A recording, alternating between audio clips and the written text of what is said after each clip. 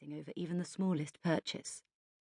Aliana would blithely burn a large hole in her credit card during a lunchtime visit to the clothing shops on Camden High Street, while Holly, by comparison, would take 3 weeks to decide if she really wanted those winter boots enough to shell out £40.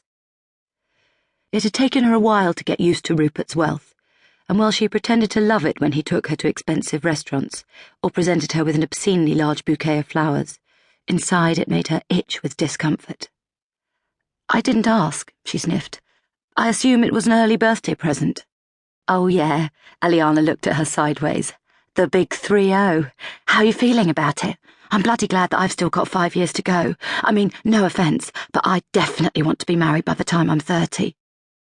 "None taken," lied Holly. "And I'm not all that bothered, to be honest. It's only another birthday, just like any other. I don't want a fuss made."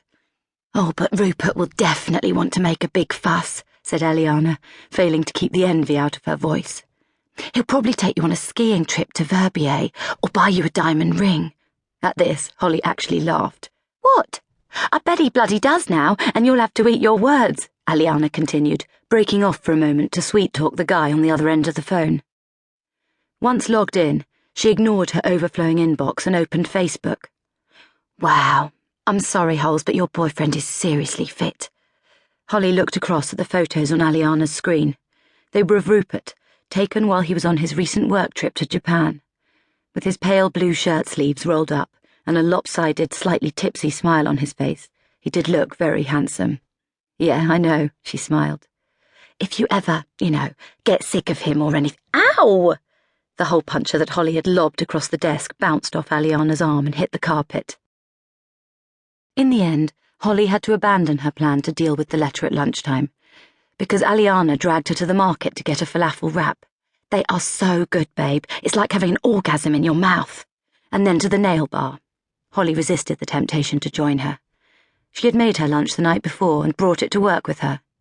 The falafel wraps might look delicious and smell divine, but why would you spend £4.50 on one when you could bring your own tuna and mayonnaise sandwiches for a fraction of the price?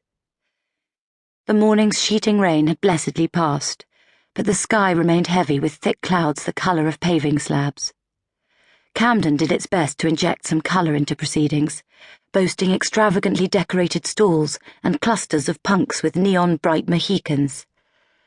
Holly walked past them all as if in a daze, letting her friend fill the silence with an uninterrupted patter of excited babble. Having conveniently forgotten that she had been told to make up the lost time from her tardiness that morning, Aliana was summoned into Fiona's office the minute they got back and rewarded with the mind-numbing task of deleting all the old stock off the website. While she felt for her friend, Holly was glad of the peace and quiet. She also worked far better when she could really get into a zone and concentrate. Instead of honing in on fabrics and fastenings, however, she found herself thinking about her mother again. Back in the days of Holly's early childhood, before Jenny Wright had started turning to the bottle to get her through each day, she used to make up bedtime stories for Holly to help her fall asleep, clearly something she had always struggled with, even as a very young girl. One of these stories had been about a fairy called Hope, who her mum described as having blonde hair plaited into pigtails and a blue dress with red petticoats underneath.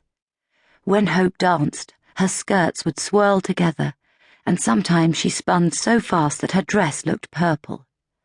Holly had always loved that idea, because her favourite colour was purple. She was even wearing it today.